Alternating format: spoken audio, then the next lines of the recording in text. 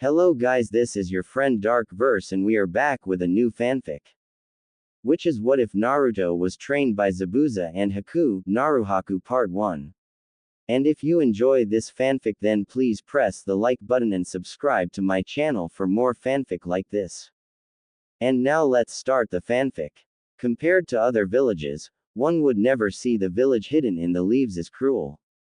Quite the contrary. In comparison, many would see the village as soft and weak, treating its ninja as people instead of tools and trying for peace instead of outright taking what they think they deserve.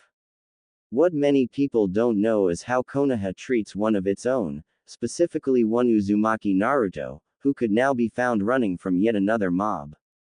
One would think the villagers would be done for the day, seeing as a mob similar to the one now chasing the blonde through the streets had earlier beaten the poor 7-year-old to a pulp and then decided to parade his beaten body around the streets by tying him up and bodily dragging him, with a sign around his neck saying "Demon Scum."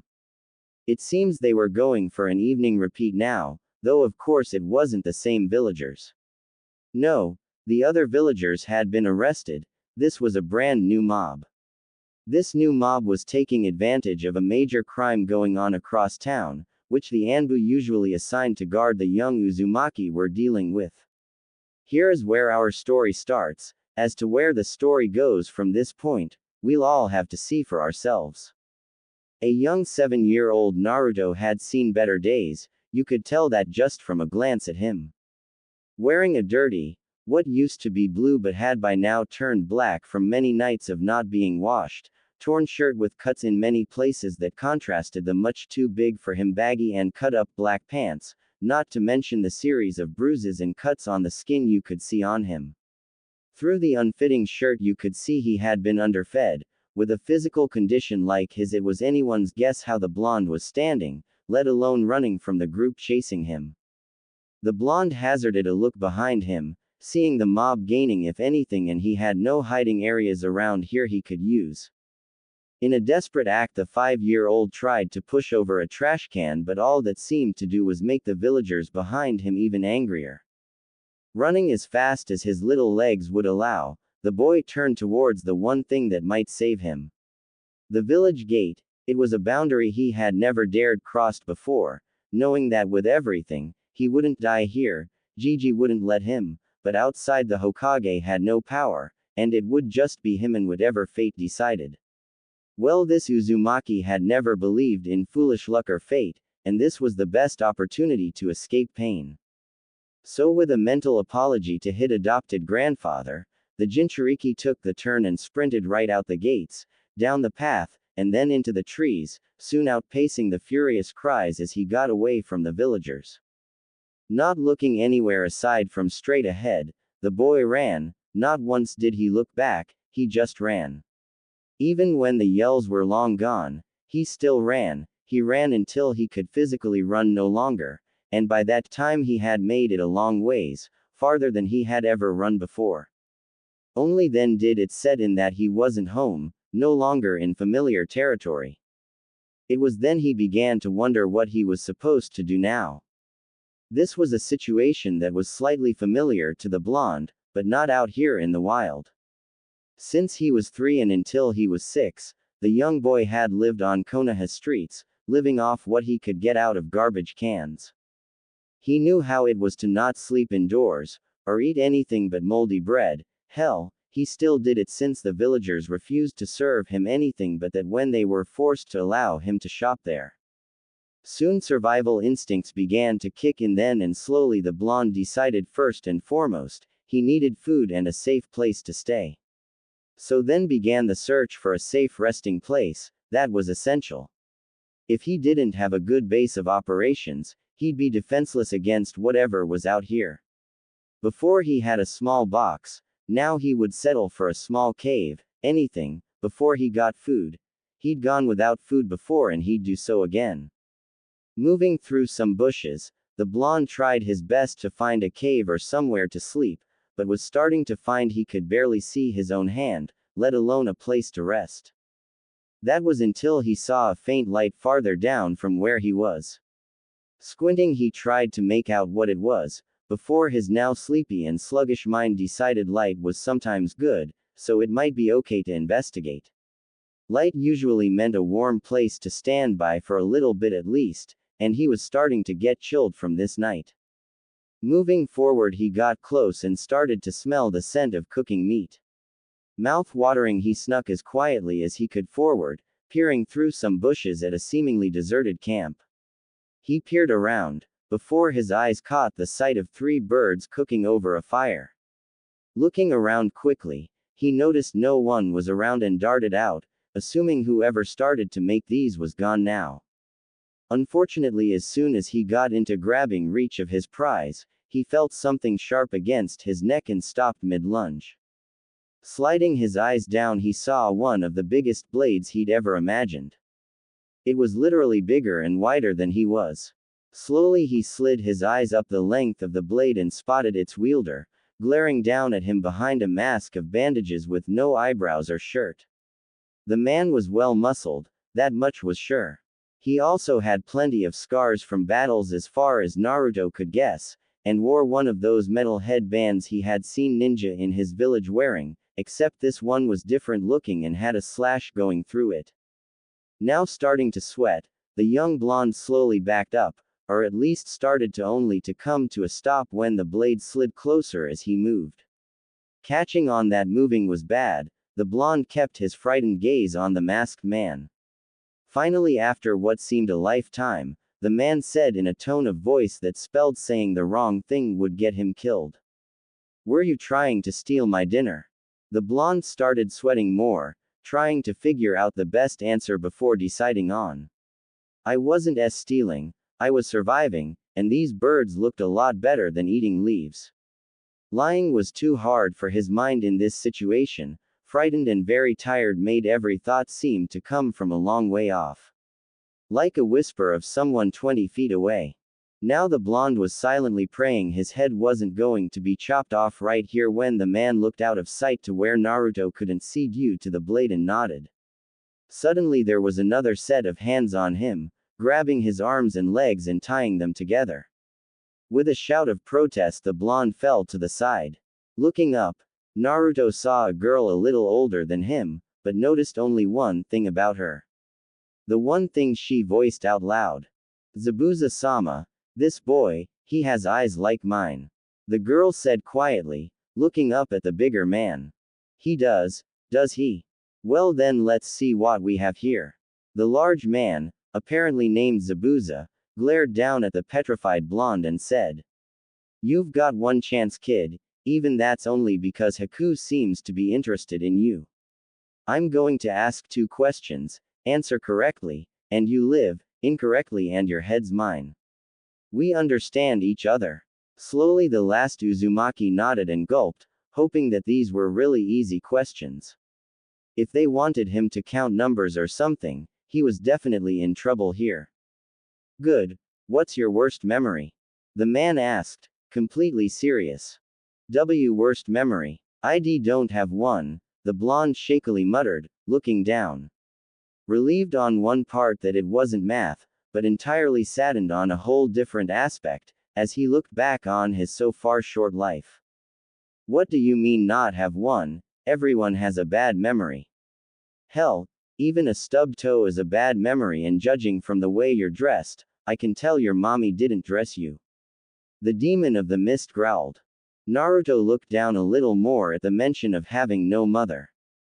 Boy, didn't he know that. He couldn't count how many times he wondered where his mother was, wondering why she wasn't there to hug him like the other kids' moms he had spied from the park, comforting them on the slightest cut. "I don't have a mom, besides, all my memories are kind of the same, waking up, getting those cold looks, wondering what I can find in a trash can and wondering how bad the next beating will be. The only good thing I had going was Ji-san, but he was always too busy to play with me much," Naruto said sulkily. Zabuza looked down at the blonde and nodded slowly and then asked his final question. "Are you willing to be my tool?" Naruto blinked and then swallowed, glaring up at the large man. No. Remember, I have your life in my hands." Zabuza growled out. I ran from the village so I would have my own freedom, my own will, and wouldn't have to worry about those damn villagers. I'll be damned if I ran all this way just to surrender to someone else.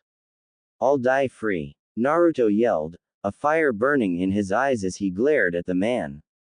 Staring some more, Zabuza slowly raised his blade and Naruto shut his eyes tightly, waiting for the inevitable. Suddenly a whistling noise passed him and the boy blinked, looking around and noticing he could move again. Suddenly a stick was thrust in front of his face, holding a tasty-looking piece of meat. Eat.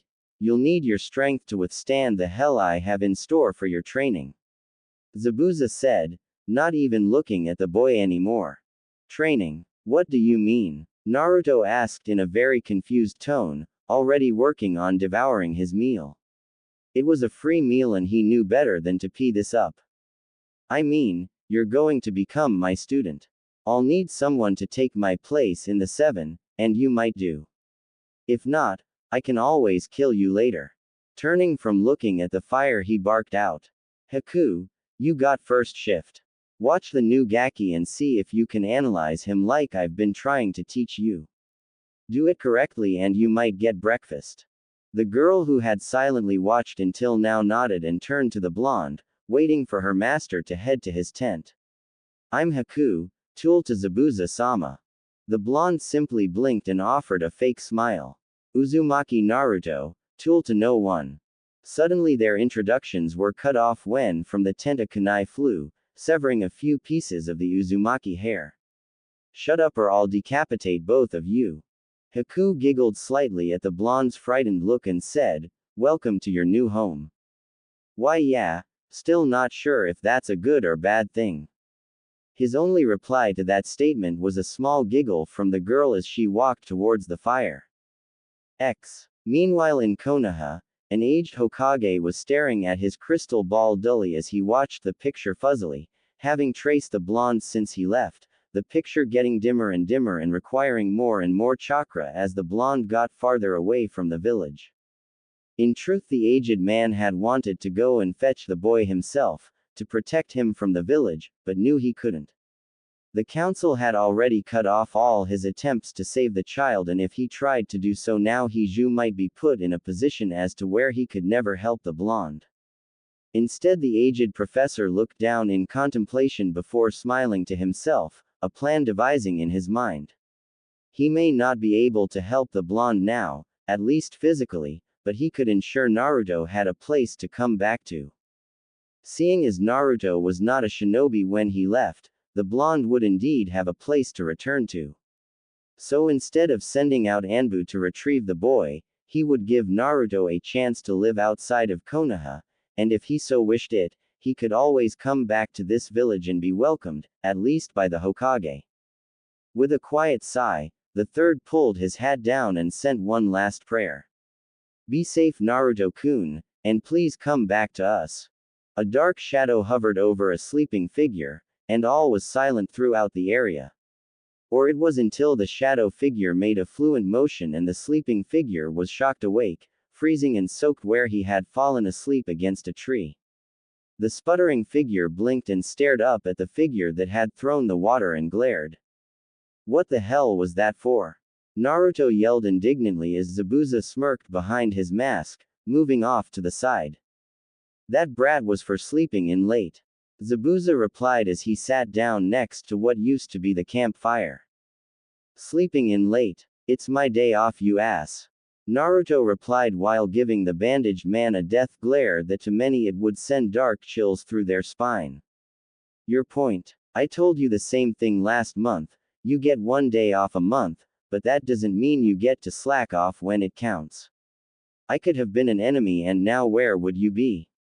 Zabuza asked, absently polishing his blade as he looked at Naruto with an uncaring glaze in his eyes. Naruto's mouth opened and closed a few times like a dying fish before he simply huffed and turned away, muttering about stupid eyebrowless senseis and their inability to be human for a day. As he was muttering, another figure entered the clearing and stifled a giggle at the sight of the soaked blonde pouting off to the side. Turning to her master, she asked, "You used the bucket again, didn't you, Zabuza-sama?" When she got a grunt in reply and Naruto sending a scathing glare at the man, she actually let out the giggle she had held in before. This was routine pretty much on Naruto's days off, and had been for the past 5 years. It actually still surprised the fake hunter nin that Naruto had been with them for so long. It's still like yesterday they found the little blonde boy wandering into their camp. Since that day life had been insanely hectic, but in a good way. The blonde brightened up Haku's life since he had joined their small family. Actually they had brightened up each other's life, as far as Haku was concerned. She knew of Naruto's life before he joined them and still felt the same small pangs of anger and sadness when she remembered Naruto explaining where he came from. Flashback. 3 figures sat around a small burning campfire, 2 simply staring at the flames while the other cleaned a rabbit with ease as he looked to one of the figures staring at the fire. "Oi, brat, it's about time you explain some more about yourself." That figure started with a blink of surprise and then turned to his new sensei. Like what? Like where you came from and why you fled from home, boy, and where you plan on going from here?" Zabuza grunted, giving the 7-year-old an annoyed glare for having to explain himself. Naruto immediately smiled and proclaimed, "Life wasn't so bad, I mean it was he was cut off as he gulped at the blade at his neck. "Stop bullshitting me and drop that stupid act, kid. Being happy is one thing, forcing that idiotic smile will just piss me off, and do you really want me pissed off?" Zabuza asked with a deadly glint in his eye. The blonde immediately shook his head. The oversized cleaver was taken away from his throat. Gulping and patting his neck to make sure it was all still there, Naruto let out a breath and slowly closed his eyes before beginning. "I came from Konoha, and my life was hell there. I was beaten frequently by villagers whenever they felt like it, and they always glared at me with those cruel eyes, like I was something they scraped off their shoe. I could never get any food unless I went to old man Ichiraku's for ramen, but I stopped after a while when I saw some villagers try and spray paint on the stand. I didn't want to cause them any trouble." The blonde sniffed and shook his head, refusing to let the tears that had threatened to start falling come out. He had learned long ago that crying wouldn't help him.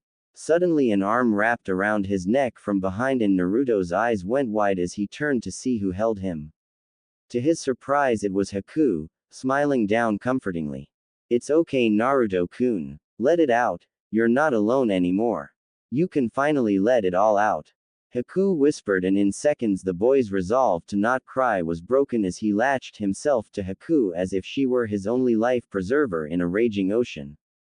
While the boy cried, Haku simply comforted him as best she could, all the while realizing she had found a kindred spirit like hers. As he cried, Haku softly whispered, "We're a lot alike, Naruto-kun. I know what you're going through exactly. Let me tell you about what happened before Zabuza-sama found me." And as the boy cried, Haku softly told her tale. About her bloodline, about the purge, about being homeless and without use until her master found her. When she had finished, the blonde was no longer crying but staring at the fire with a glossy look in his eyes. Zabuza watched his 2 charges with hidden emotion, turning away after a while until they were both done crying, seeing as halfway through her own story Haku had started crying with the blonde, and after she had finished they had both cried just because they had finally found someone like themselves. Turning back when it was quiet, he voiced the question to the glossy-eyed 7-year-old.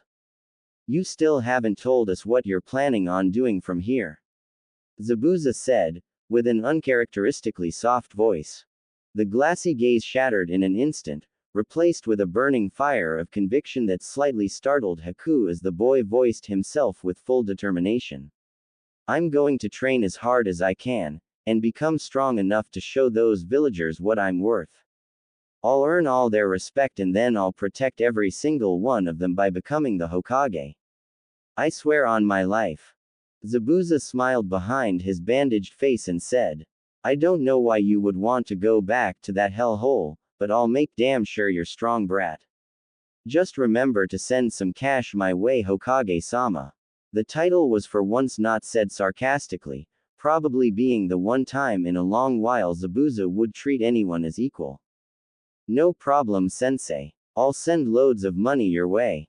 Naruto replied with a genuine grin across his face.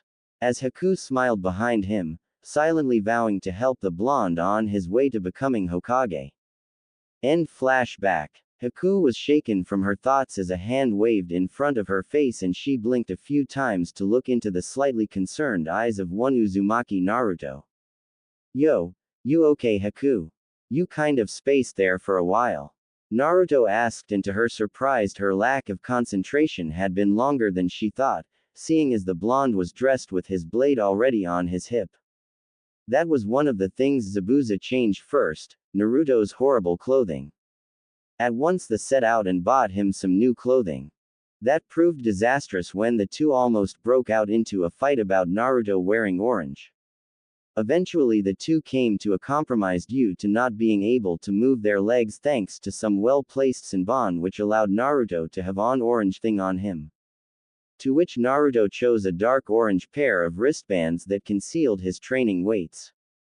The rest of his outfit came with a dark black shirt with a red spiral on the back, hidden under a blue, borderline black, trench coat that had only the top two buttons buttoned, opening up to reveal baggy black and blue camo pants with tons of pockets, a Zabuza's insistence that his disciple looked something like him and Naruto refusing to shave off his eyebrows. The look was completed by Naruto getting a sword that suited him, which actually turned to be a modified katana that when chakra was added to it, it separated into two separate blades, but shorter than the original katana. Over the years Naruto grew his hair out slightly in a ponytail that ended at his shoulder, but his blonde hair being usually covered in a black bandana. Haku smiled down at the blonde boy with a shake of her head. Sorry Naruto-kun. I'm just fine. Just a bit out of it today. Naruto shrugged and nodded. Gotcha. So did you hear no brow? We have a new mission to take out some old drunken bridge builder. Apparently it's gonna bring in a whole lot of money. So maybe I can convince the bastard to get us a hotel next time we're in a town. Haku giggled and shook her head. Then we better get ready and get going. You know how master gets when we don't start moving when he wants us to. Hey you two. Stop flirting with each other and pack up. The two blushed and Naruto quickly sent a glare at his sensei. We weren't flirting you jerk. Whatever. Before you two start making out get your things in a bag and start moving your asses or I'm leaving you here. Zabuza said, inwardly enjoying tormenting the two.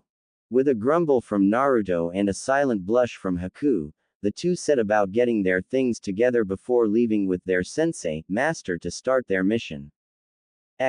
Meanwhile, in Konoha an aged Hokage rubbed his temples as he looked at the team before him. It had been a few months since the new generation had graduated the Shinobi Academy and already this team was requesting a more difficult mission. Before the aging Hokage, stood Team 7 consisting of Hatake Kakashi, Uchiha Sasuke, Haruno Sakura, and Inuzuka Kiba, so far the best of the teams in consistency of getting their missions done, but even so they were fresh out of the academy. Doubt crossed the Hokage's mind as he shifted through his mission stacks to buy time on his decision.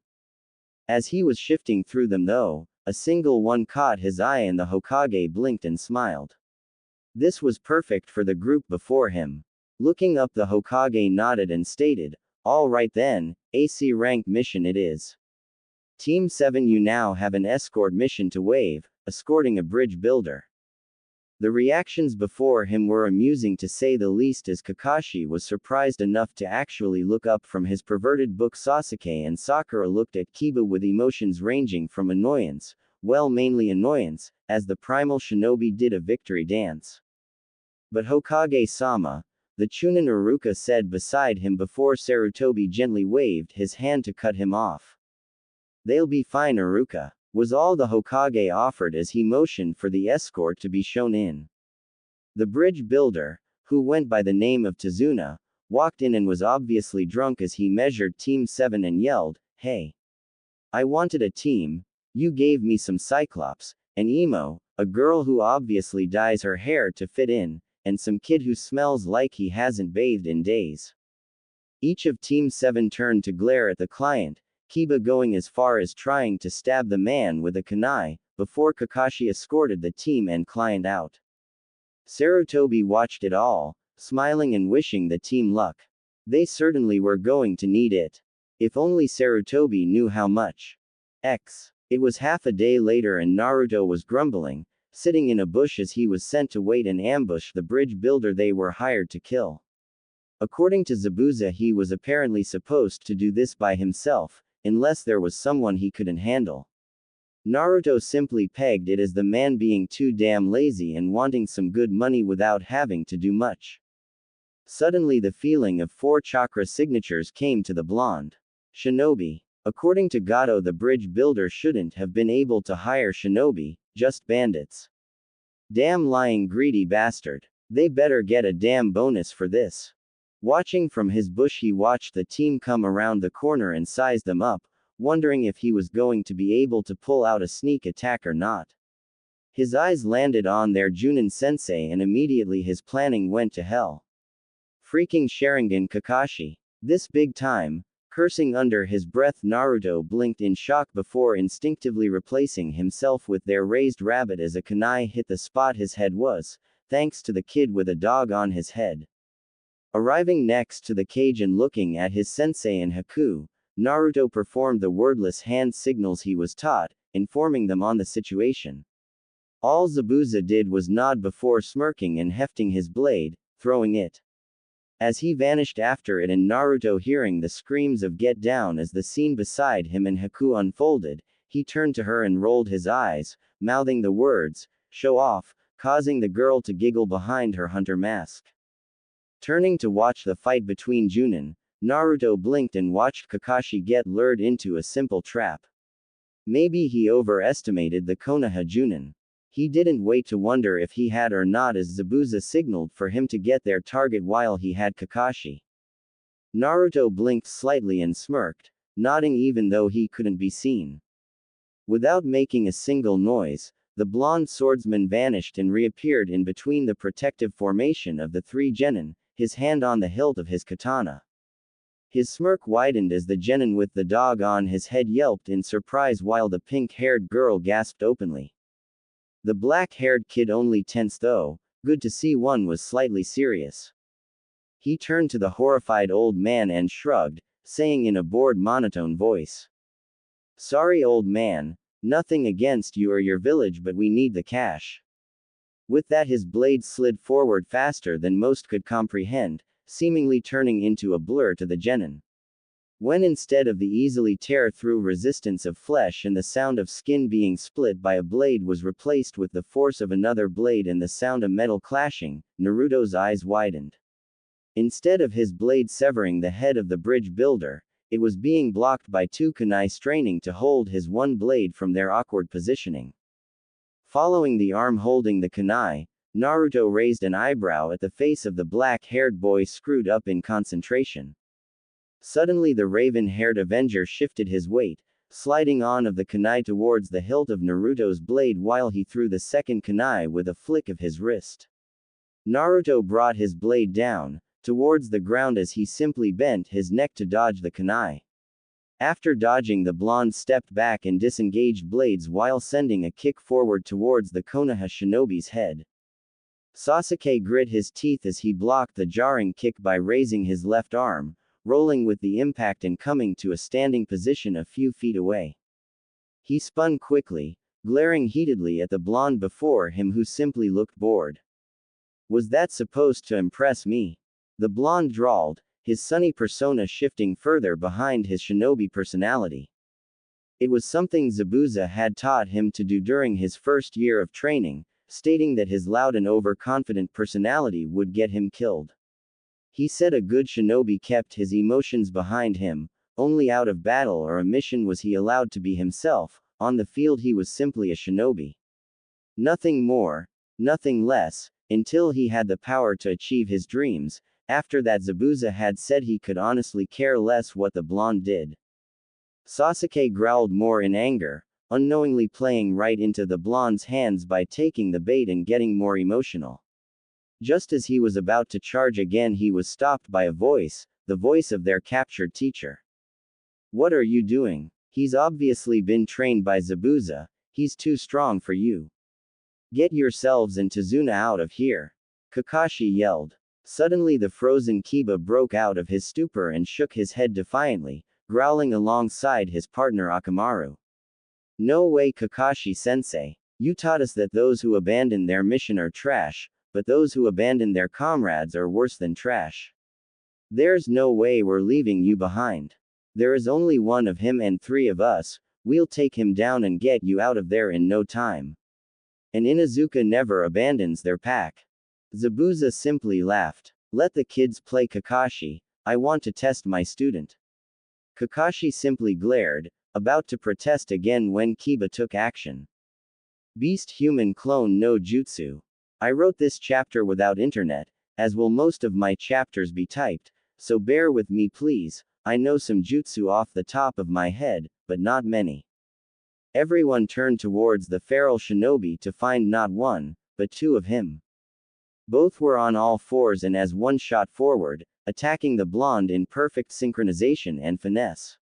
One Kiba jumped off the other's back, slicing at the blonde as he sailed over him while the other jumped forward and started spinning using chakra, the other Kiba doing the same once he hit the ground on the other side of him. There was a chorused shout of, Gatsuga, as the 2 spinning forms took on a look of bouncing gray drills.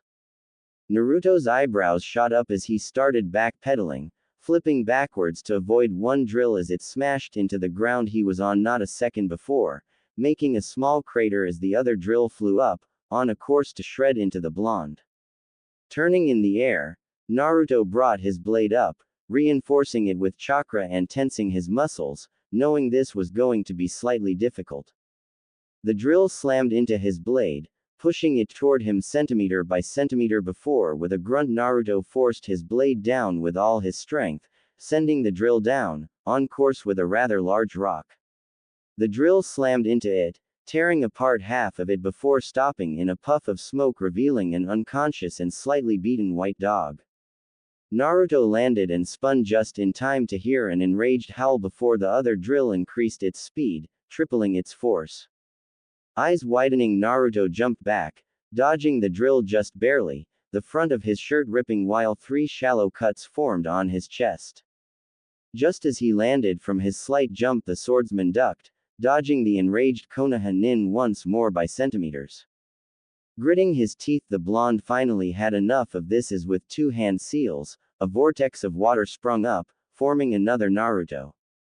Together with his clone, Naruto waited for the drill to turn, and when it was as close as it could get and they could still dodge, they both stepped wide to either side of it, bringing the blades, sharpened slightly by chakra, to slash the drill's side.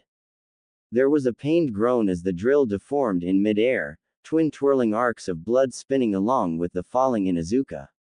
The dog shinobi hit the ground hard, rolling to a stop with shallow cuts going down both of his arms. They could still be moved, but it would cause a load of pain until they healed.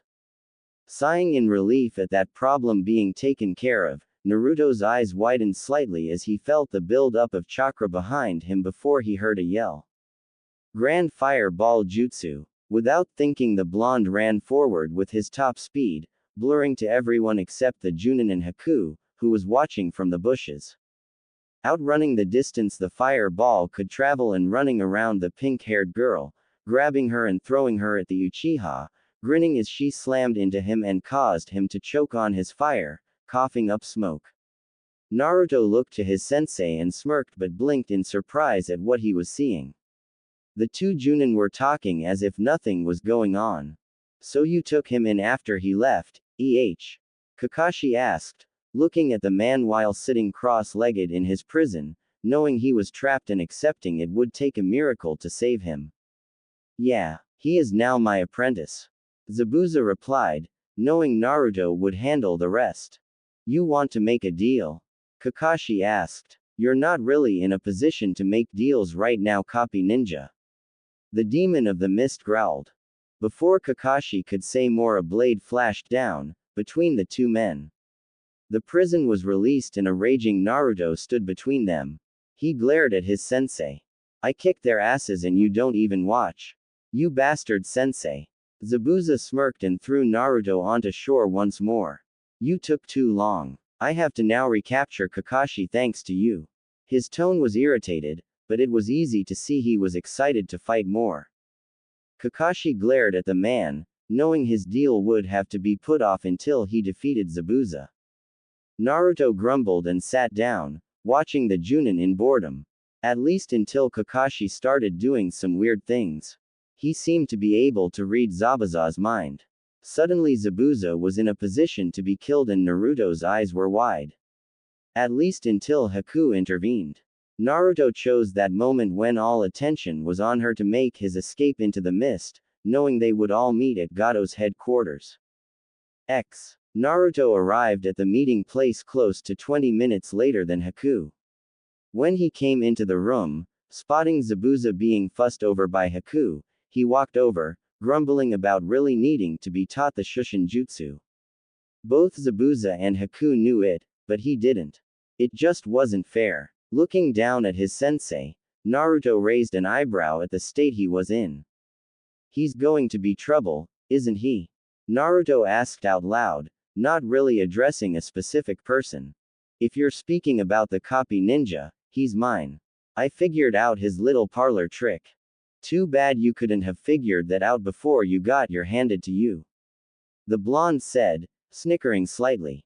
Before Zabuza could retort, Haku had a senbon in a pressure point on both their jaws, making them hang open. She smiled sweetly before saying, "You two weren't going to fight, were you?" They both quickly shook their heads no so fast they could have had whiplash. Haku just nodded before taking the senbon.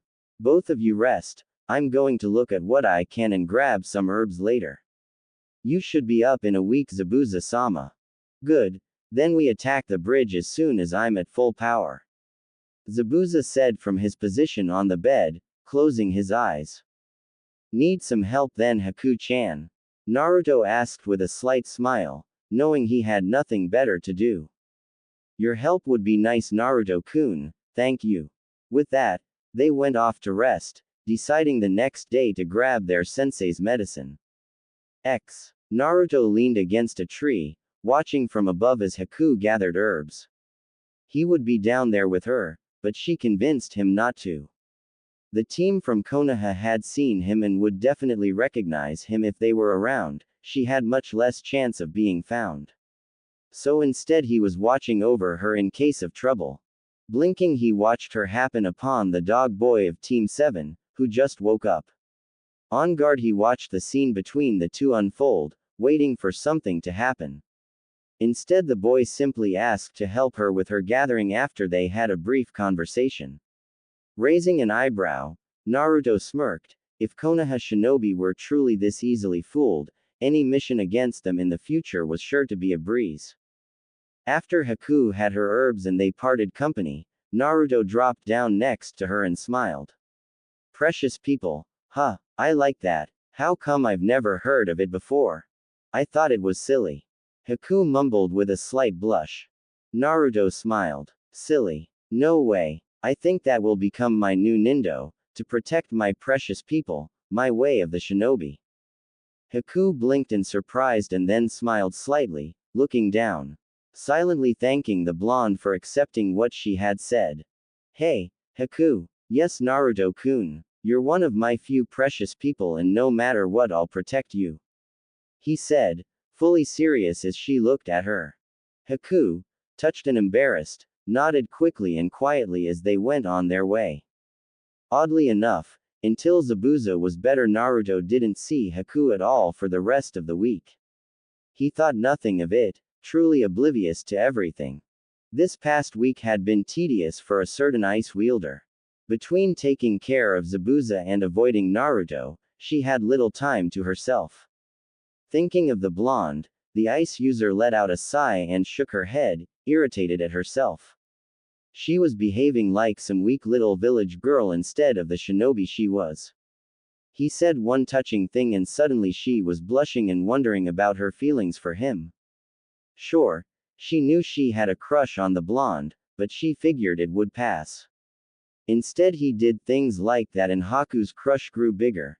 Now she was even questioning if her feelings were starting to rival her gratitude to her master, but she knew she owed Zabuza a deal more. Naruto wasn't as big as that, but with the strides he was taking. Shaking her head one more time she mentally berated herself. This was why she had to avoid the blonde, he always brought up these distracting thoughts now. Still, she would do everything physically to help the blonde that would never change. The boy was one of her precious people as well after all. Suddenly a voice from the room next to her called for her and blinking, Haku walked through the doorway wondering what her master wanted. Blinking in surprise when he wasn't in bed, she saw him picking up his blade. Zabuza-sama, you're not fully recovered yet, she said sternly, moving toward him. He always ignored her medical advice. The man simply shrugged and looked at her over his shoulder. I'm fine and I'm sick of sitting here. Stop avoiding Blondie and grab him, we're heading to the bridge to end this. Haku simply sighed in resignation. If there was one thing she knew it was that when her master decided he was better, there was no amount of talking or action less than physically disabling him that would convince him otherwise. So with a nod she turned and walked from the room, knocking on the door that led to Naruto's sleeping quarters. She blinked when she heard a scuffle behind the door and some yelling and glared at the door, moving with shinobi instinct and kicking the door in, Senbon in each hand, posed to launch them at any assailant in the area. Instead she was met with the sight of Naruto, clad only in boxers, tangled up in sheets and blankets, upside down with said boxers dangerously close to being revealing. Both teens' eyes met for an instant before Naruto tried to escape his sheets with more passion and Haku turning away, her face as red as a tomato. This was not helping her confusing thoughts any. Frantically she tried to find something, anything, to distract herself from the sight she had seen. Finally Naruto had righted himself, untangled from the blanket, and blushingly looked away. This was one of the worst ways he could think of to start the day.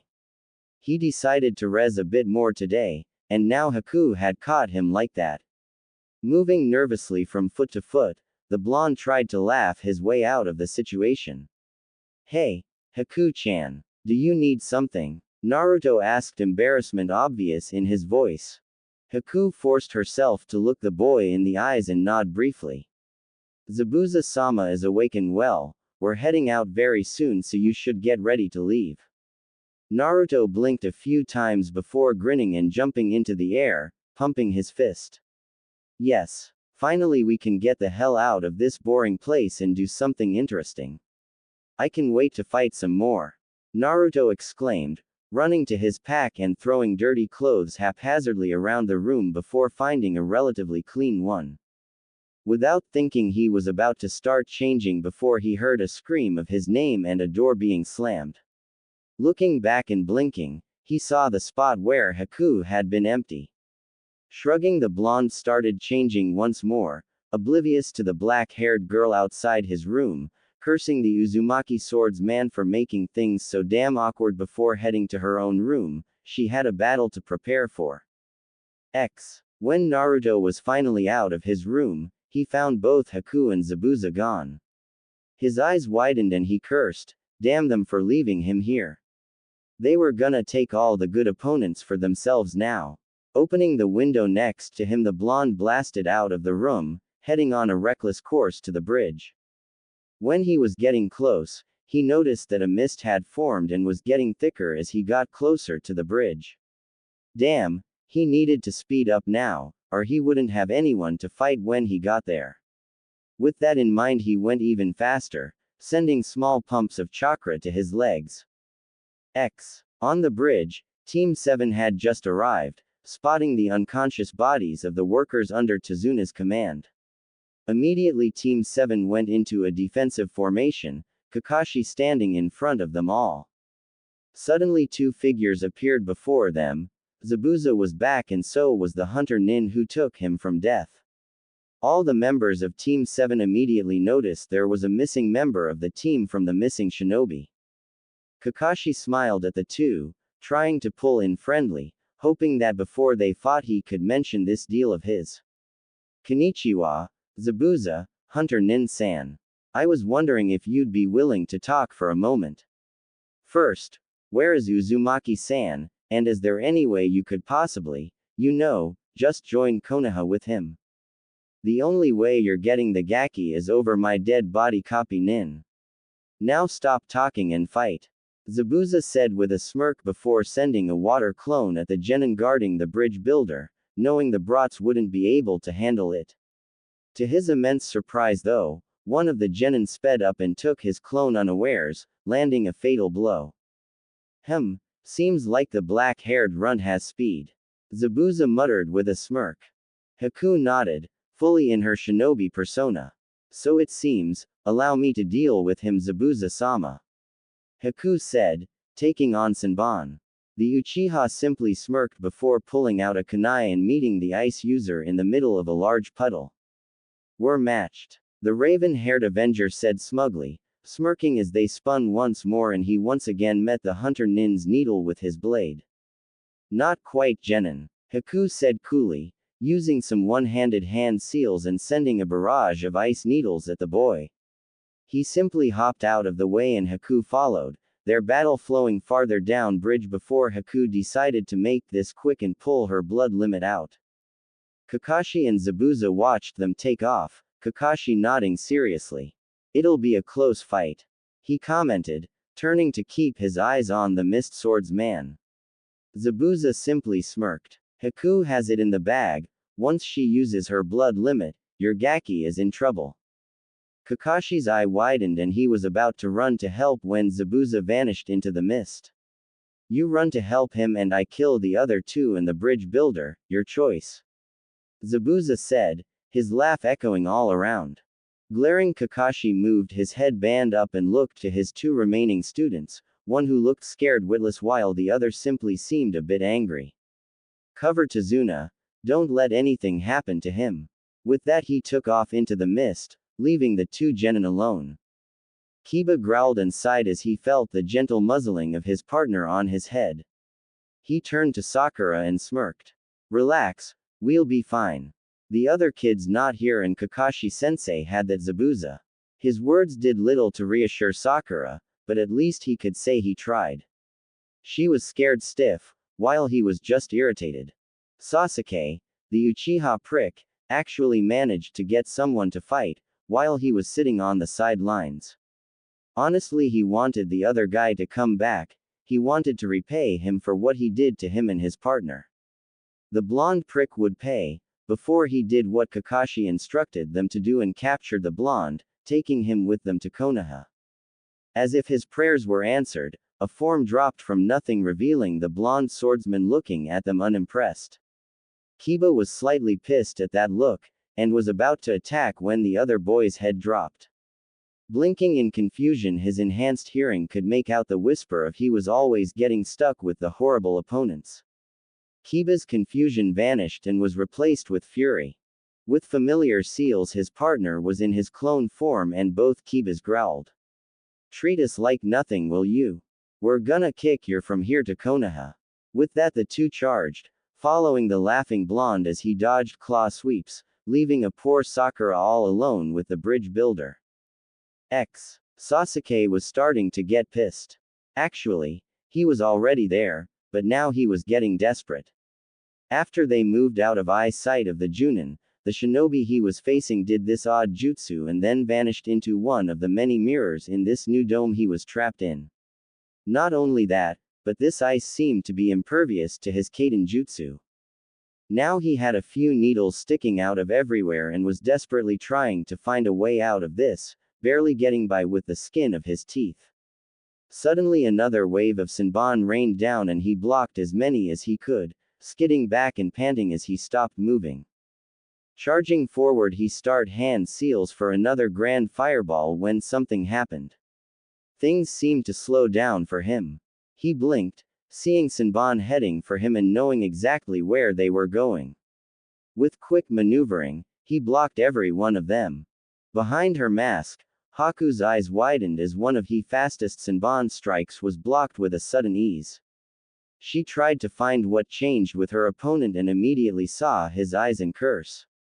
It seemed the raven-haired boy had some kind of dujutsu, and while it was still undeveloped, it might give him a new edge to this fight. She had to try and end this fast. Sasuke knew the other sensed something off, because immediately barrage after barrage of Senbon at him, faster and even more deadly than before. Still, whatever had happened before was still going on because he actually was managing to dance in and out of the raining Senbon needles, blocking where he needed and getting far fewer cuts than he had before. Unfortunately, he was purely on defense right now, so until the other shinobi slipped up or ran out of chakra, he wouldn't be able to attack. He didn't have to wait long. While this attack had finished off many shinobi in the past, it also zapped a lot of Haku's chakra, so now with that in mind, Haku started to get desperate and was a little slower in moving from mirror to mirror, and the Uchiha capitalized on that fact, hitting her leg with a fireball and tripping her up. In the process of her falling, her mirrors began to fall as well. Before she could even hit the ground, the Uchiha clothes lined her falling form, sending her crashing into the ground and skidding to a stop against a wall. She pushed herself up when a kunai was placed against her neck.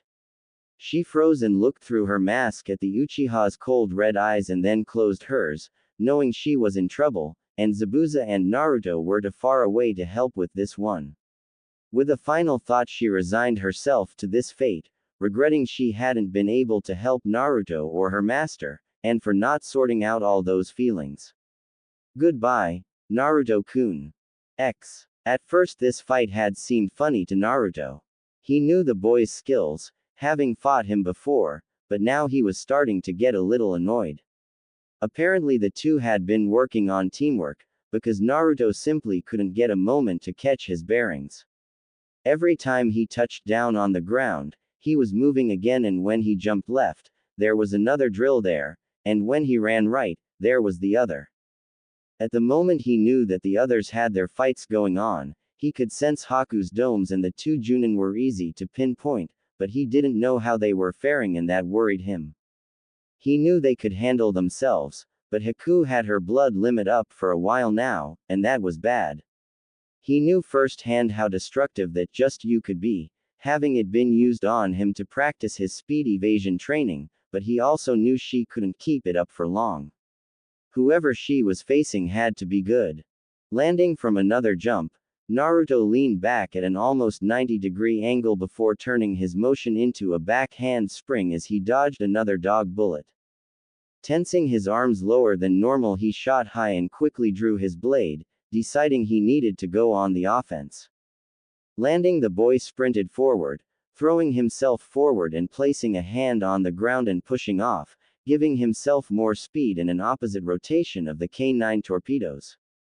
Adding chakra to his push, he made a crude bladed version and met head-on, his blades crossed before him, with one of the drilling shinobi. The collision made a large exploding sound from the colliding chakra forces before the two flung apart in opposite directions, one of the Kibas landing in a daze while Naruto rolled to his feet, slightly dizzy but still combat ready. It was good that he was too, because the blonde was moving quickly after standing, dodging the drill that was desperate to pick up the slack. It was times like these he hated Zabuza for not teaching him more cool kick jutsu. He could use one of those cool water dragons to take them both down, but all in the ways of jutsu that he knew was simply the water clone, henge, kawamari, and some elemental manipulation. He for his chakra in different ways around his blade, and knew decently how to mess with water, but he knew nothing beside that. Zabuza said the best shinobi and swordsmen made their own forms, which included jutsu. The Uzumaki knew for a fact that lazy bastard didn't make up his own just you. After this he promised himself he'd kick Zabuza's until he taught him some cool jutsu. Taking his mind off that, the blonde decided to do what he did best and improvise. So vanishing into the mist temporarily, Naruto made 20 water clones and they all fanned out. The drill seemed to slow before starting to attack the running Narutos while the original made his way to the stunned Kiba regaining his senses. Grabbing him by the coat, the blonde held one of his two blades to his neck and yelled for the other drill. Oi, unless you want him gutted, I'd suggest you stop. The other drill stopped, landing on another clone and making it vanish by landing on it mid-jump. The Kiba gave a slight whine before the one being held by the blade shouted. Drill right through me and hit this bastard Akamaru. We can't let this village down.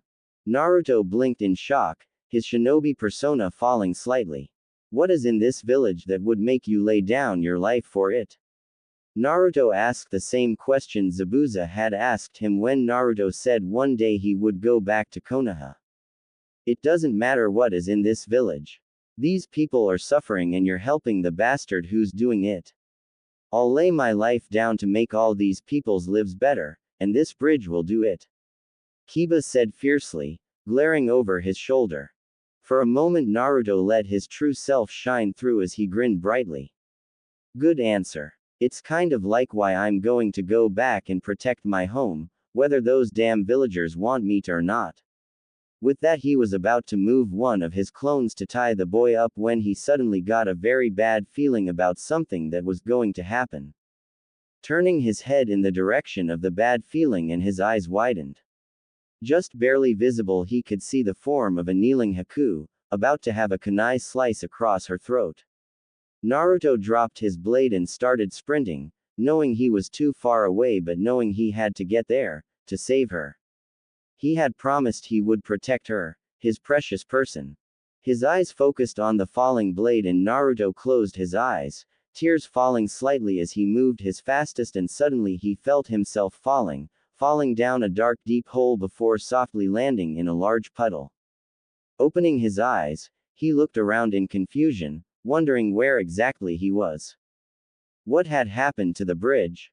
Frowning he felt a pull down a certain hallway and simply followed the pull, taking many twists and turns before arriving before a large cage. On the cage an oversized piece of paper sat before him with the word seal written on it. This was odd. Before he could ponder this any longer, two large red eyes opened before him and a feral grin, with sharp teeth each the size of him, flashed out at him. So, you have finally come. A dark rumbling voice rang out from behind the bars. Finally come. Who the hell are you and where am I? Naruto asked loudly, glaring at the large form behind the bars. You're in yourself, and as to who am I am the great Kyuubi no Kitsune. Show some respect. The demon, now identified as the Kyuubi grumbled. Kyuubi. Yeah, and I'm the Tooth Fairy. If we're in me, why the hell are you in me? Naruto asked, still glaring, wanting to return back to the bridge. He needed to save Haku. I was sealed in you by the leader of your village. I believe he called himself the fourth Hokage. Don't you wonder why the villagers hated you? Me, for that I do apologize, but I do no more than that. Just because your life was shit, I owe you nothing. Kyuubi said with a growl.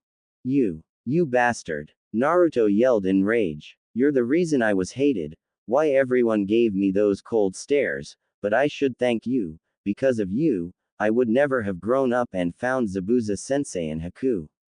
So bastard fox, I thank you, now send me back before I kick your ass. Naruto said, giving the demon a level stare. Why am I here anyway? You need my help. You need my power. Before he could finish, the Uzumaki swordsmen interrupted. Screw that. I'll get by on my own power, not riding the coattails of someone else. Naruto growled.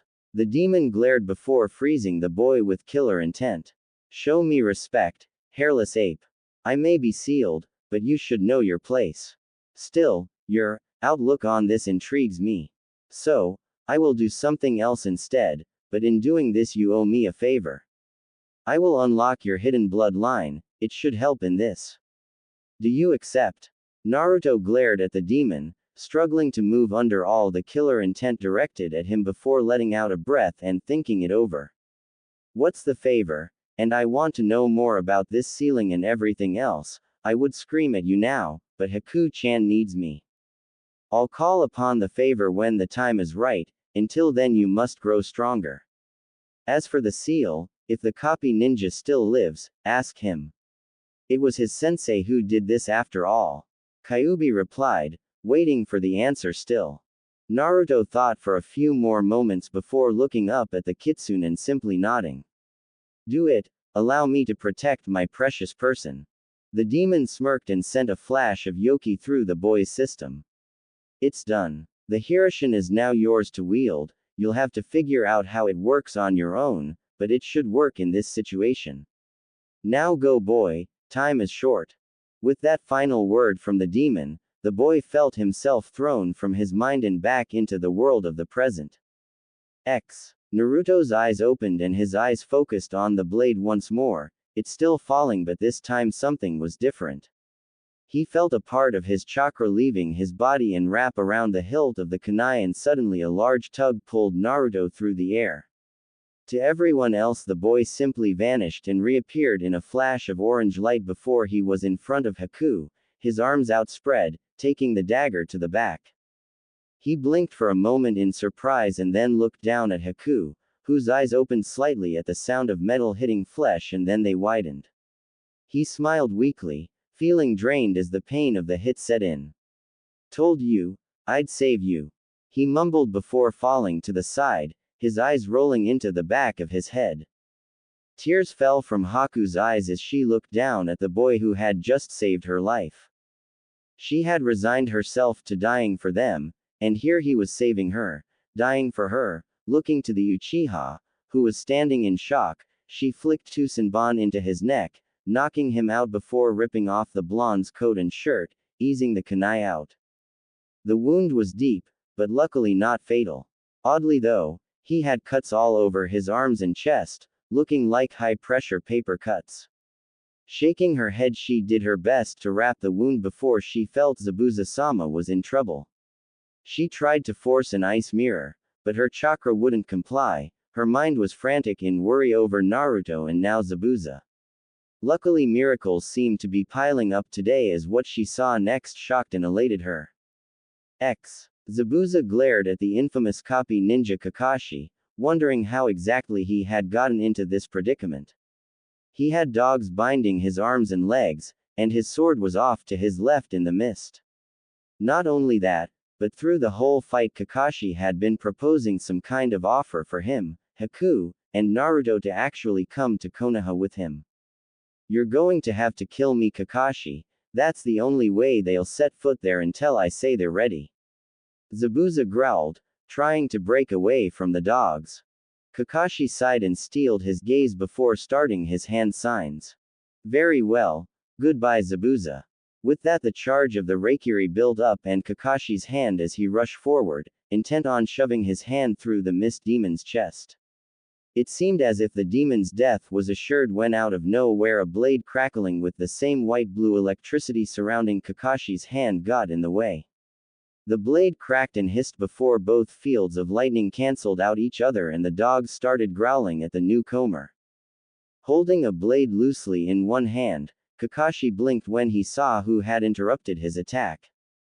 Before him, wearing a slashed-through headband just like Zabuza's on his neck, was a man around 5 feet 8 in height and seemed a bit wiry, but what shocked Kakashi was the mon's grin, like he had just do something really fun, something belonging on that of a child. He had dark black hair cutting around his hair in loose manner, not falling longer than his eyes, with a large white streak going off to the right. He wore a dark black tank top and baggy black pants, 2 blades on either hip along with a belt filled with different color stones and a seemingly empty slot.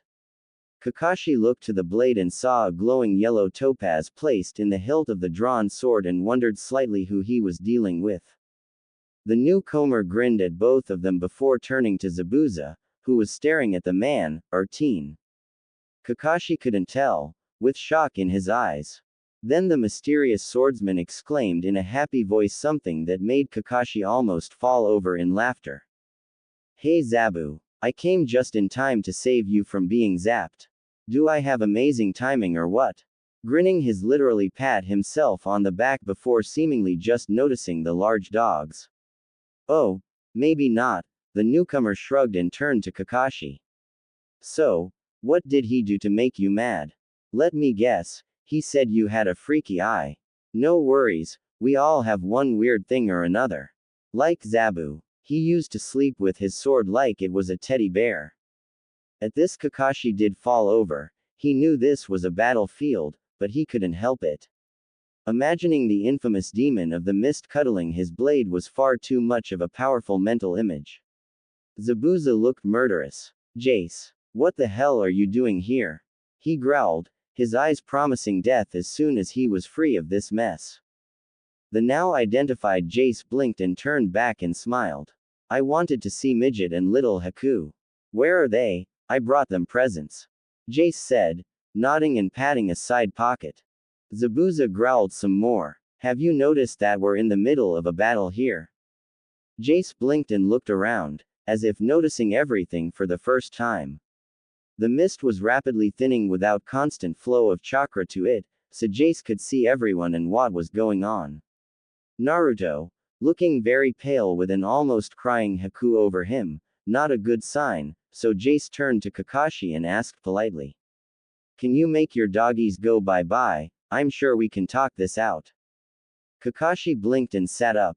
Since hearing the swordsman's name he had stopped laughing, trying to remember where he had heard it from. I've been trying to do that since the beginning. Kakashi muttered, dispelling his ninkin. Zabuza stood shakily and glared, about to open his mouth when suddenly a clapping was heard. Everyone turned to see a very large-sized army of mercenaries standing before a small mouse-like man who was laughing. Demon of the Mist, huh?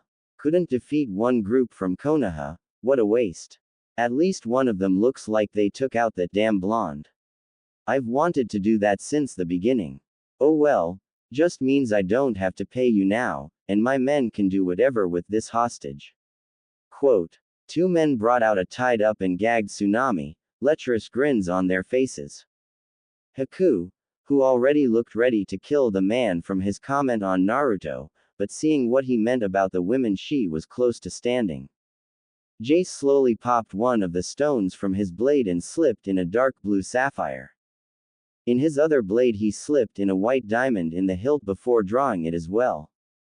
Slashing the air and sending chakra to both blades. Two waves of chakra turned into a blast of water and wind, the water blasting a good portion of the mini army, hitting the two men holding the woman first but missing her completely, following the wind blast, which instantly froze anything hit by the water wave. Jace knelt, panting slightly and glaring while Kakashi had moved and grabbed the woman and was back in a flash. Picking himself up, Jace looked to Kakashi and then to Zabuza. He smirked and said in a light voice. Damn, I meant to get all of them. Luckily I made a mouse sculpture. Grinning he pointed to a frozen statue of Gato, frozen in a scream. Suddenly the mercenaries, realizing their pay stub was gone, started getting angry. They all started advancing as one before an arrow slammed into the ground before them. Behind the shinobi a group of people from the village. In front was a child, the grandson of the bridge builder. Leave our homes alone, he shouted, and they mercenaries, now outnumbered, fled. Jace wrapped an arm around both Kakashi and Zabuza and yawned. Let's get somewhere we can talk, I've been traveling forever. Call off the genin so we can look after the wounded. Zabuza sighed, seeing his paycheck turning false simply nodded, not sure where to go from here, they had actually needed that money. Fine, Kakashi, lead the way. You'll explain your deal to the Gaki and we'll see what he wants. Kakashi nodded, smiling happy as he called out to his genin. Sakura, who had dragged Tazuna with her as she checked on her Sasuke-kun, looked up to him when he called, as did Kiba, looking up from where he was looking at Naruto with a confused expression on his face. Let's meet at Tazuna's house. We're all done here, mission complete. The genin smiled while Haku lifted Naruto up, Sakura shouldering her precious Sasuke-kun. It was 3 days before everyone was up and fully recovered, now was the time for a group meeting. Kakashi stood before everyone, leaned against a wall with his nose in his little orange book. Oddly enough Zabuza had one just like it, sitting on the couch with a bored expression. Kakashi looked up when everyone was there and smiled slightly. All right, now that we're all here, to that statement he got glares all around. Since he had been the last one there, everyone else had been there for over an hour. Let M introduce everybody. I'm Hatake Kakashi. He then pointed to Zabuza on the couch. That's Momochi Zabuza. He pointed to the two on the opposite couch. That would be Uzumaki Naruto and Momochi Haku. He pointed to his three genin sitting on the floor, and my genin Uchiha Sasuke, Haruno Sakura, and Inuzuka Kiba. He heard an indignant bark and chuckled. Sorry, and his partner Akamaru. He then pointed to Jace. You're the seven swordsman elemental swordsman Jace Haroda, aren't you? Jace smiled and nodded, jumping up. That's right. Now I'll never remember all those names, so I'll give you all nicknames. He then proceeded to point to everyone. He first pointed to Kakashi and Zabuza. You're now Scarecrow and No Brow. He pointed to Haku and Naruto. Ice Princess and Midget, then shifted to the three genin and said, Emo, Dog Boy, and Pinky. With that done he nodded and sat back down. Everyone besides Kakashi was giving him a death glare to which he obliviously hummed through. Zabuza sighed and turned to Kakashi, just get on with your deal. Right, Naruto, I want to give you and the rest of you the chance to come to Konoha. Naruto blinked at the copy ninja and then said, what's the catch? No catch, simply come and become a shinobi of Konoha. We can offer you asylum from Hunter Nin and claim you as our own. Not all of Konoha will welcome you, but it's the best chance to achieve Hokage status, Naruto blinked and looked down before turning to Haku. What do you think? She blinked and then smiled. I would love to see your home village Naruto-kun. Naruto blinked and then nodded. All right, I'll take the deal. Naruto said in a low murmur, nervous about going home. Kakashi smiled and patted the boy on the back. Good, I'll send word ahead of us to let Hokage-sama know what to expect. Jace blinked and raised his hand, waving it like a 5-year-old with a question. Kakashi smiled and nodded. Do I get to come? I don't see why not. Kakashi said with a slight smile. Jace jumped up happily and yelled something about victory training before running out. Zabuza sighed. So much potential, wasted on a mask and a girl, poor kid. Kakashi blinked and looked at him curiously and Zabuza shook his head. That's for him to explain. Anyway, since I'm going now I'm gonna rest, wake me up when you're leaving. Zabuza muttered, walking off with his nose still in the book he borrowed from Kakashi. Team 7 had officially decided as a whole, the trip back from Wave was going to be an extremely long one. It had only been a day on the 3-day trip, and already they were steadily being driven into an urge to kill a certain swordsman due to his oblivious and idiotic antics. Zabuza's group just found it all hilarious. One situation was happening now, as they walked down the dirt path. Decidedly they chose to walk back, instead of moving at more shinobi-like speeds, due to the simple fact that they could. After all, Konoha wasn't expecting them back for another week.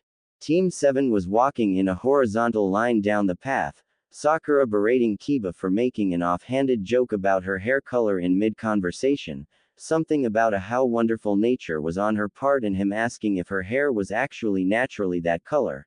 Sasuke simply brooded off next them, while Kakashi read his little orange book next to the last Uchiha. To someone like Jace, the joke was itching to be made. So somehow appearing on the end and getting everyone's arms to link up, he started skipping, more or less dragging the rest of them along with him as he went. Oh, we're off to see the wizard. The wonderful Wizard of Oz. After a good 10 minutes of singing and skipping, the teen stopped and grinned, pointing to each. We're going to ask the wizard for gifts. Pointing to the scarecrow Junin he shouted, you need a brain. Then he paused, shifting his finger between both the Junin and Naruto, going. Well, actually you both need one, so you can both be the scarecrow. After getting an indignant shout and a lazy glare from both respectively, he moved on to the rest of his joke, his stupid grin never leaving his face. Moving to his pink-haired target, he supplied her questioning, borderline glare with a gleeful, "Will ask him to give you courage." He shifted to pointing between Zabuza and Sasuke, ignoring the banshee scream from an enraged Pinkett, saying, "You two need hearts." Frowning as if in though he grinned and stated, "And Haku can be Dorothy." Smiling as if he was finished, he obliviously walked past all the dirty looks when Kiba suddenly shouted, "What about me?" Jace grinned, his setup landing hook, line and sinker. "Oh, you wanted to be Dorothy. Well, if you enjoy wearing a dress, that's your think. The pup can be Toto if you like," Jace said with a cheeky grin, smirking at the enraged but speechless look on Kiba's face. With that, he happily walked in front of everyone on his way back, the only one he hadn't managed to make angry being Haku. The whole confrontation pretty much set the mood for the rest of the walk to Konoha, and the meeting thereafter. One aged-old Hokage was sitting behind his desk, reading specific documents meant for no one's eyes but his own. In laments terms, reading the same little orange book Kakashi was often seen with. Just as he was getting to a good part of his story, he heard a slight ruckus behind the heavy oak doors leading to his office, something about not being able to barge in there when the two doors were kicked open rather hard, sending both to make indents in his wall. Twitching, about to give the interrupter a piece of his mind when suddenly he froze at the shock of blonde hair and the foxy grin on the teen before him. He had grown a great deal since he had last seen him, but that smile never changed. His suspicion was confirmed when the voice, loud as ever, shouted in an uncaring CR tone, "Hey, old man, you ready to retire and give me your job yet?" What happened next was a slight bit more of a surprise to the aged Hokage, as from behind her a beautiful black-haired girl, just a bit older than Naruto it seemed, appeared behind the boy and swiftly grabbed the boy's ear. In a soft but stern voice the girl let out a warning to the blonde. "I thought we agreed you wouldn't make a scene until after we were introduced, Naruto-kun." The boy had seemed to pale considerably before answering, "Sorry Haku-chan. Won't happen again." Letting out a loose bit of nervous laughter, he was suddenly yelping in pain as the girl dragged him before the desk and forcefully making him bow with her as they apologized. The god of Shinobi could only smile wider at the scene, remembering a very similar couple back before the boy had been born. "All right, if you two are done with your lover's spat." A voice called from the doorway and Sarutobi looked up in surprise to see two ranked missing shinobi before him in his doorway, behind a slightly ragged-looking Team 7. Without missing a beat, the old man turned to Kakashi and simply stated, "You better explain. It's a long and funny story, Hokage-sama." Kakashi said with an eye smile as a blushing Naruto and Haku glared daggers at the former 7th swordsman of the mist, who simply ignored them. The Hokage simply folded his hands before him and raised an eyebrow. "Well then, lucky for you Kakashi, I have plenty of time and I do enjoy to laugh, now tell me what happened." With that, the tale of their mission was retold, from the demon brother encounter, to which Sasuke took out with the aid of one of Kiba's Suga, to the Initiator and first sighting of Naruto, to the final battle at the bridge. Currently they were still on that topic as the genin were retelling your battle.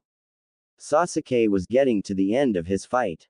"I was about to strike and take out the enemy." Said enemy looked down in shame at her defeat, missing the scathing look from the blonde sent to the last Uchiha. Sasuke didn't notice it at all, or if he did, he deemed the reactions below his notice. "When Uzumaki somehow got in front of me, though he was on the other side of the bridge." The last statement was filled with confusion as he shot the blonde a look that screamed for him to explain. Kiba, remembering this certain action, nodded and added his 2 cents. "It was really weird. Me and Akamaru were watching him, and one second he was 50 meters or so away and then the next he was in front of Sasuke. There was like a weird orangish-red flash of light while he was running too."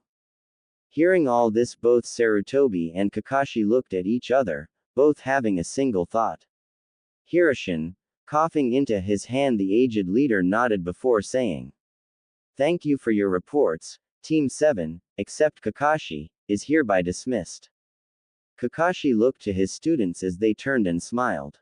Day off for recovery tomorrow, but meet at the usual meeting place at 7 after that. All three genin nodded before they walked out, all having something to think about, some more than others, and all wondering what was with Uzumaki Naruto. As soon as they left, Sarutobi looked to Naruto and asked, Naruto-kun, do you know exactly what you might have done? The civilian not yet shinobi blinked and looked down in thought, having this, along with other things resting on his head for a while.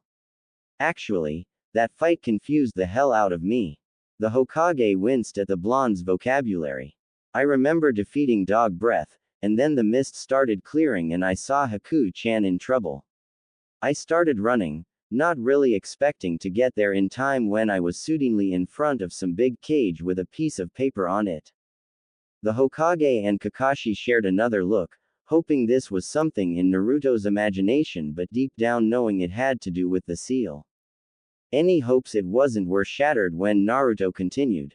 Then there was some big furball behind the cage who called itself Kyuubi. It said we were in my mind or something and that I should respect it. I told it to go to hell and it said it unlocked some bloodline limit called the harem or something. The next thing I know I felt a pull and things kind of slowed and I was in front of Duck Butt.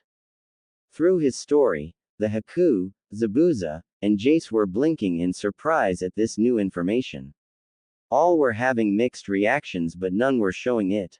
Sarutobi simply sighed and made a few seals, keeping sound from leaking out of the room due to well-placed seals. What I'm about to tell you all is a double SCL secret. Naruto-kun, how shall I put it? Sarutobi pondered. The brought's a demon container to the Kyuubi, isn't he? A gruff voice asked, as Zabuza pieced things together. Slowly they were all falling into place, the brat's reserves, his unnatural healing, and his freakish stamina. Now that it was right in front of him it all made sense. I'm a demon? Naruto asked, his eyes glazed as he remembered the shouts directed at him before he had escaped this place. His musings were cut short as a fist sent his face plowing into the wood boards of the floor. Looking up about to yell at the person who hit him, he saw a pissed Zabuza.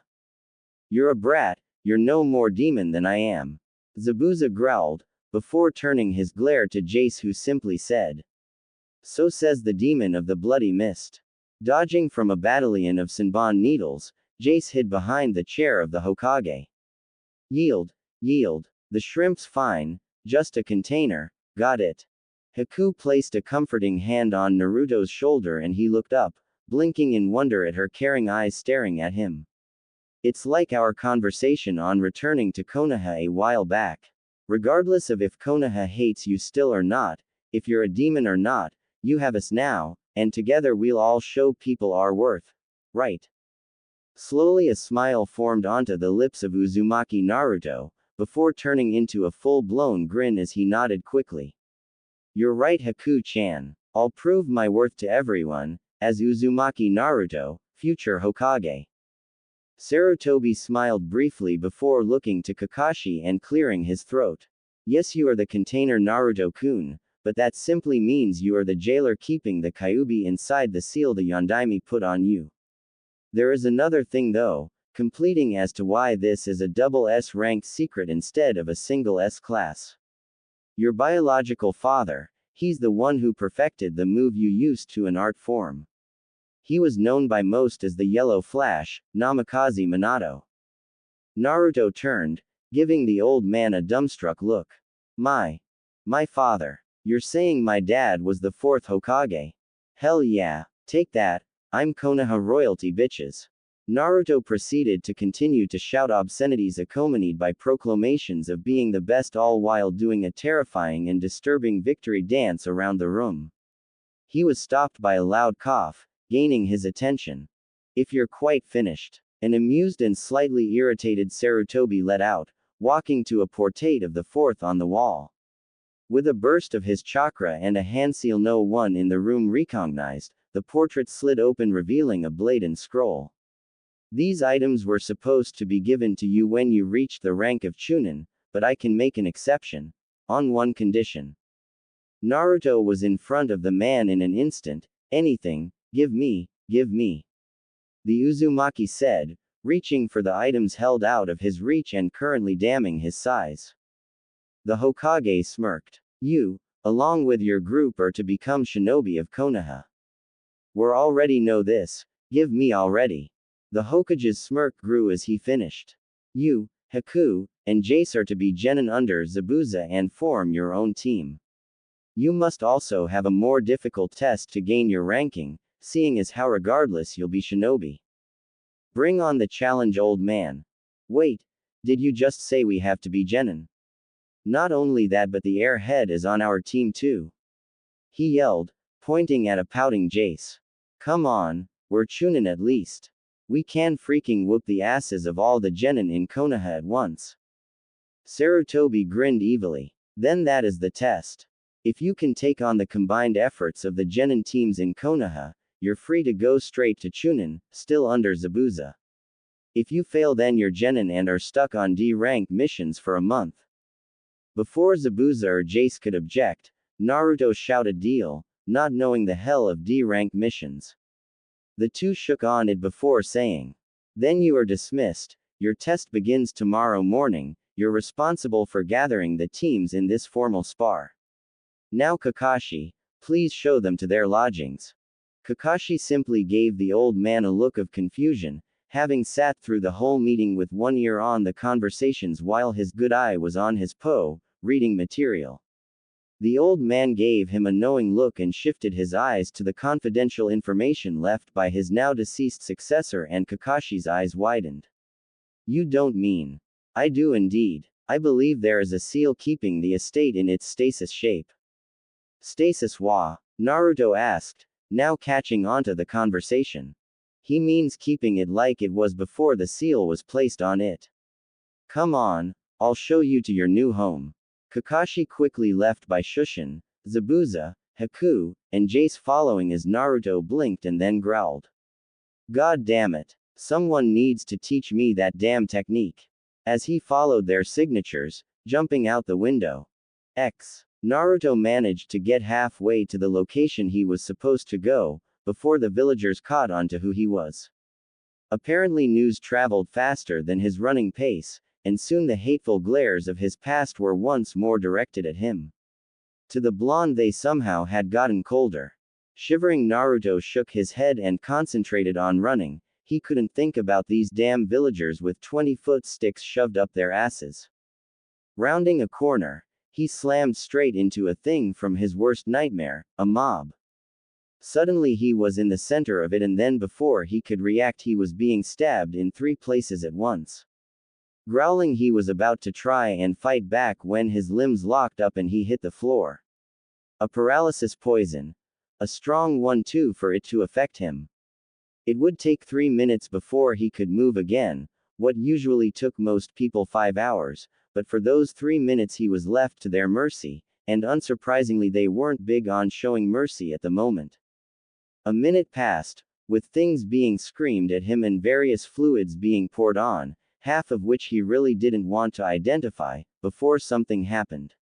Everything suddenly stopped. The reason was a mist covering the area and a voice coming from all directions. You're all dead. In seconds screaming began as people were cut down where they stood. Some people thought to get away, when Senbon stuck into various and often deadly places, though some were just to cause as much physical pain as possible. Suddenly Naruto found himself lifted and being carried off. That answers my question. The blonde muttered through the poison as the group was finished off, civilians and shinobi alike. Suddenly the mist cleared as ANBU appeared and zeroed in on Zabuza. For the murder of Konoha civilians and shinobi, you're to be executed. Suddenly another figure appeared, taking the form of one pissed off Sarutobi.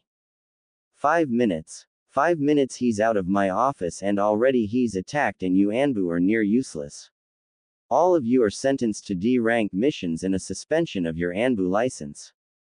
But Hokage-sama. No, clean up this mess or you will be the ones executed.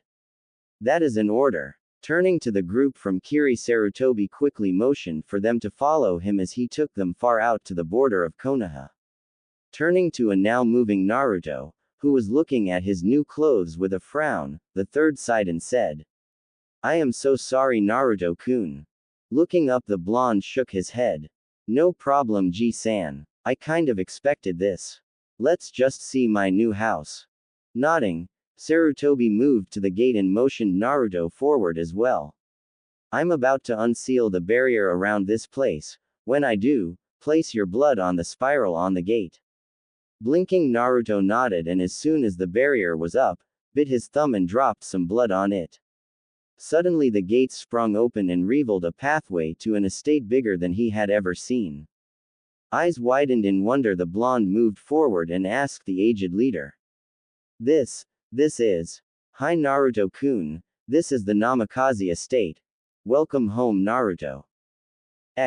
Naruto had decided one thing: his house was freaking awesome. It was made up of two one-story houses with a quadrillion rooms, really 20, but to someone who has never owned a permanent house that's a lot, that both connected to a large three-story house which the old man had called the main house. It had a dojo, hot springs, rive, and a huge backyard that connected with the Land of Fire's very large forest. That was without going into any details.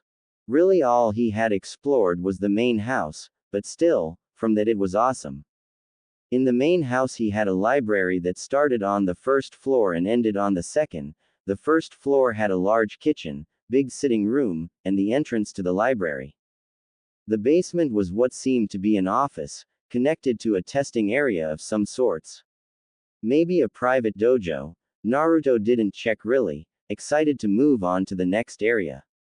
The second floor had 4 rooms, and 2 bathrooms. Each room was completely furnished, and Naruto had paused at the second floor.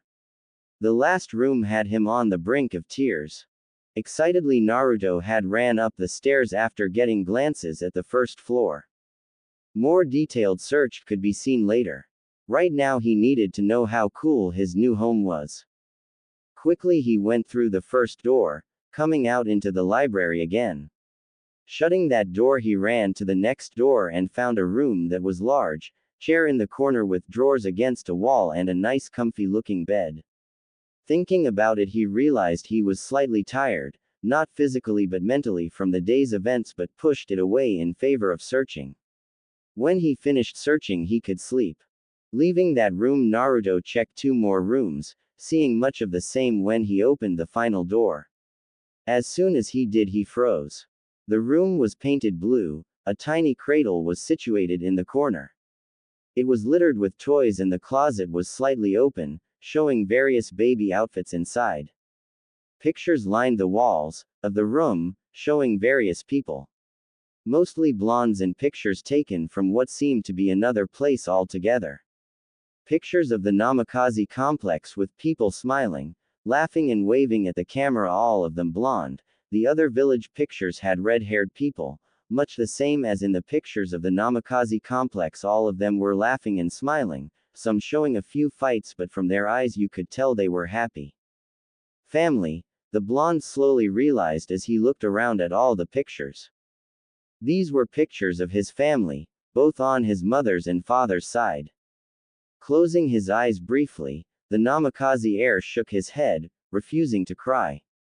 His efforts for to nod as he looked at the banner crossing the room.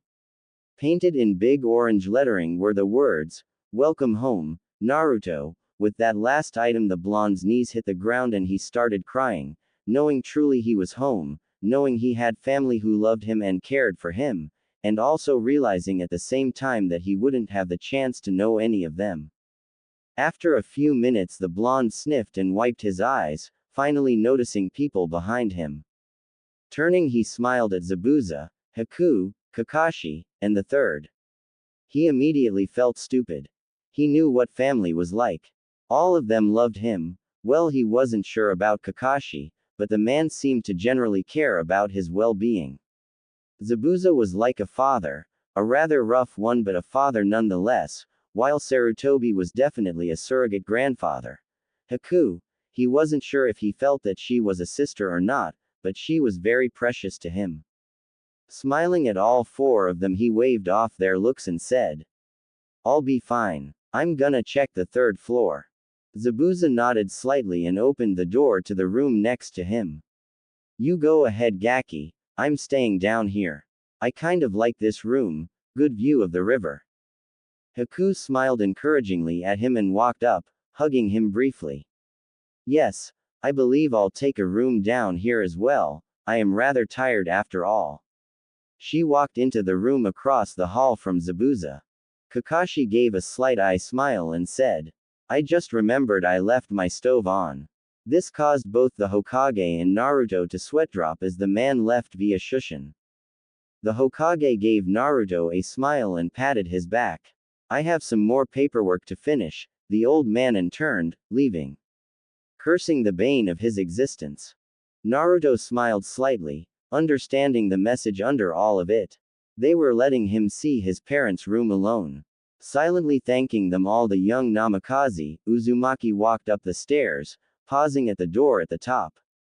Naruto opened the door slowly, taking his first step into his parents' room. Letting out a slow breath, he looked around the room, taking it all in. The whole third floor was his parents' bedroom. Walking slowly in, he slid his hand across the two dressers, a mirror hanging over the top of both of them. Next to the dressers on the walls were photos, a picture of a blonde man happily hugging a laughing red-haired lady, knowing immediately it was his mother and father. Smiling, he moved on, looking at a picture of his father and a young Kakashi flanked by a black-haired boy and a brown-haired girl. Keeping on walking, Naruto found a desk in the corner, still littered with papers, some official-looking while others were what seemed to be notes on some kind of seal or something else, much too complicated for him to understand. On the back desk was a circled date, October 10th. A soft smile formed on the loudmouth's face as he circled the date as well with his finger. On the desk was a black book, in gold lettering it was labeled journal. Blinking at it, Naruto started to reach for it, before thinking better of it and walking on. That was private, he would leave his father his own privacy, no matter how much he wanted to know about the man. That, and he was fearful to know his father for some reason, some sort of twist in his mind felt that the man should remain the god he built in his mind. Not the human he knew he would find in those pages. Walking on, the Uzumaki found himself before a window shining with the setting sunlight, a beautiful view over the forest where the sun was setting on the horizon. Walking past the window, he found himself in front of twin closets, one filled with clothing for a female, obviously his mother's. The other being his father's. Inside were Junin vests, black shirts, and two matching sets of cloaks, one saying "Fourth" in kanji, the other labeled Yellow Flash. Beside the two was a headband with the Konoha insignia. Smiling, the blonde grabbed it and gently held it up to his chest. Walking to the king-sized bed situated across from the twin dressers, Naruto sat down and looked around. On the other side of the bed was a door that doubtless went to a bathroom or something of that sort, but Naruto would check those out later. For now, he just wanted to rest, in wonder that in one day he had found his family, and he had found his true home. Softly Naruto closed his eyes, falling easily asleep with a small, soft smile on his face. Maybe things in Konoha wouldn't be so bad. Happy dreams were dissolved when a bucket of cold water hit him, courtesy of his new, yet old sensei. What the hell, you bastard? You soaked my parents' bed. Zabuza smirked and muttered. Kai. Immediately the water that was previously soaking the Uzumaki was gone. Gaki, you at Genjutsu. Now get up and get ready, we have to kick. Naruto blinked in confusion for a moment before grinning, remembering. Oh hell yeah, so, did you issue the challenges? Zabuza smirked. Nah, you guys are gonna do that. Naruto simply blinked. What? And it was there, that Zabuza's plan to get the fight started took place as he explained it to the new Konoha shinobi, an evil grin spreading across both of their faces. It was an average training session with Team 9. Lee was shouting about youth and punching the air as they waited for their sensei. Neji was leaning against a tree, shaking his head at the failure Lee was, and Tenten was practicing her throw, again, while waiting. Suddenly things took a turn for the abnormal as a black and white-haired teen suddenly appeared and caught on of the kunai Tenten threw by the hilt. He seemed to look at it and then around his surroundings. He then turned to the bun-haired girl and asked, "Isn't it dangerous to throw weapons around the mentally handicapped and the blind?" Motioning his head he indicated Neji and Lee. The team all stared in shock as the teen just showed up and insulted two of them in one go. By the way, shouldn't you be more worried about your nails? I mean, Kunoichi can't honestly be taken seriously. Make that 3. Honestly, he lied about the last part, but he had to do this for the plan. Immediately he was ducking, squatting down as 2 fingers passed where his head was previously. Letting out a low whistle as he looked up at Neji, he said, "For a blind dude, you're pretty fast. About being blind, must be why you got stuck with the weapon user wannabe and the defective green guy." Immediately he was dodging a roundhouse kick and kunai, shuriken, and many other pointy objects. "Well, I was just coming to check out the other teams, glad we have nothing to worry about from the Special Olympic team. Hey, the 3 of you put together would make a functioning team member." Laughing, the swordsman ran, Team 9 on his heels.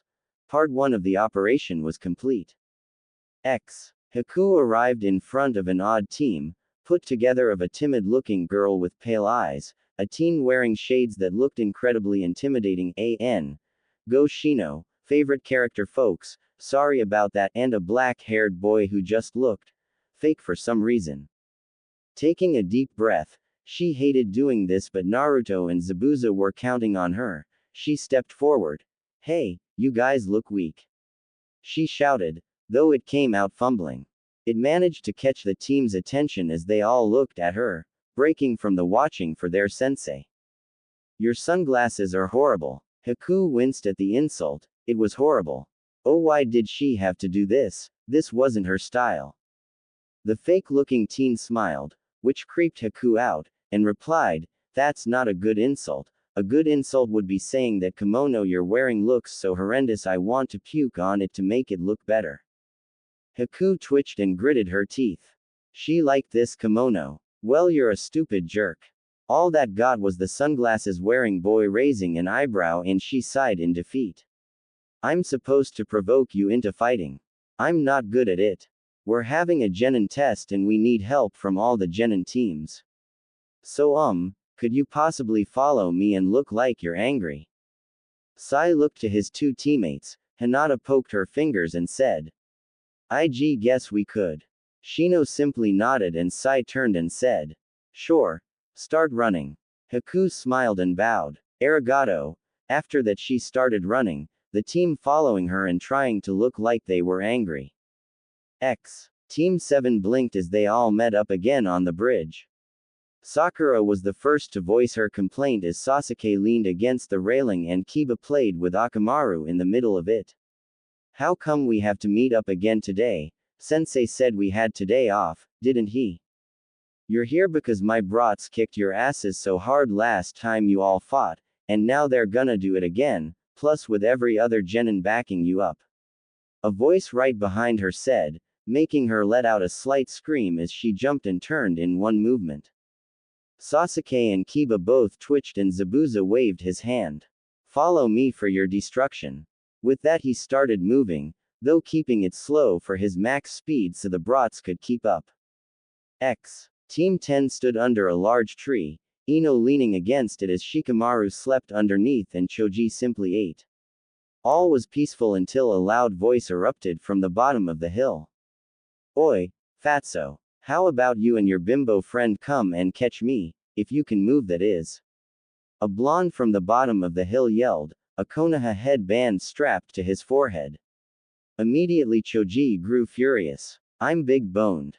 Ino grew equally angry at the comment towards her and grabbed Shikamaru by the shirt. "Come on, you bum, we got a lesson to teach." "Tch, troublesome." The Nara muttered as he was dragged behind his 2 friends as they gave chase to the blonde running from them. In a large open training ground is where all the team met. 6 of them immediately trying to kill their targets for the first few seconds before noticing the other genin. They all paused for a few moments, and in that time the only adult, Zabuza, took center stage. Alright, you 12 are gonna help me with my genin test. My 3 say they can take down all the genin in Konoha put together, and you're here to prove them wrong. If you do, they stay genin; if you don't, then they're chunin and immediately your superiors. Zabuza smirked. Divide yourself however you like, no hold barred and anything allowed. Go. Immediately Jace snorted. Ooh, scary. 4 of them are kunoichi anyway. A slight twitch in his hand that only Neji and Hinata caught told his lie, but everyone else witnessed the women start to grow in anger. I mean, I can probably beat them all with one hand tied behind my back. Immediately he was surrounded on 3 sides by pure righteous feminine justice. Hinata was behind him, in a fighting stance but not as angry, mainly confused by his lie. Immediately Jace ducked and dodged many attempts to rip off his family jewels as he moved back, leading them away from the main group. Haku and Naruto both sweat dropped at this, knowing the reason he had lied like that. Zabuza had promised the sword-loving teen a new and better sword that could hold chakra if he lived through the test this way. Personally, they both knew this was suicide, but Jace was always on board when it came to a new sword, or anything sword-related really. Shaking their head, Naruto strode forward and smirked. Let's see. Ooh, I wanna get Duckbutt, the creepy-looking black-haired guy with the too-tight shirt, the fat kid, and Dadu. I always wanted to fight a blind kid. Neji twitched and his stoic mask was broken as he flung himself forward. I'm not blind. His roar was echoed by, I'm not fat. And off he was, dodging extra large hands and feet, chakra-filled fingers, some weird ink-light things, and fireballs. The whole time he was laughing like a kid in a candy store. Haku had Senbon in each hand, smiling. Well then, that leaves me with you 4. I apologize for any injuries you may get ahead of time. Her eyes widened as the kid in green spandex appeared before her, bowing. I apologize as well. Now let's begin. And Haku's fight started by being blown through the air by a very strong punch, straight into one of her mirrors as a dome appeared around all of them. Jace was seriously doubting his own sanity as he realized how bad he had put himself in the hole. 3 very angry females were not good opponents, especially when one of them had very accurate throws and was aiming all her pointy objects at your unmentionables. Actually, where was she getting all of these weapons? It would be physically impossible to carry those with the way she was dressed. So far he hadn't been able to fight back at all, every ounce of his will put into keeping his boys intact. Now he was starting to sweat. Suddenly he couldn't feel the bottom of his right leg, and looking down he saw 2 fingers pressed into his leg by the only non-angry female. She must have seen through his lie and was clear-headed enough to plan. She had cut off his retreat, and now he couldn't retreat. Standing on one leg, Jace unsheathed his blades and started blocking kunai, shuriken. Was that a kitchen sink? Look, I was told to say that by sensei. I really believe kunoichi are just as good as male shinobi. Mercy. Suddenly the 3 stopped and gave very evil smirks. Oh, we'll show mercy. As soon as you give us those swords of yours to decorate. Jace's eyes grew wide and he narrowed his eyes, pointing his blades at them. I'll never surrender my precious blades. Fight to the death. With that he jumped at them, hopping on one leg to be beat into the ground horribly by the 3 kunoichi, honorably taking his beating from them as any man should when he ticks off a member of the female race. Jace had failed his part, now it was up to Haku and Naruto to keep them in the chunin running. So, picking out 2 rookies of the year, an unknown factor, and an Akamichi with a sensitive weight issue was a tad on the insane side. Still, the Namikaze heir could definitely say he was having an amazing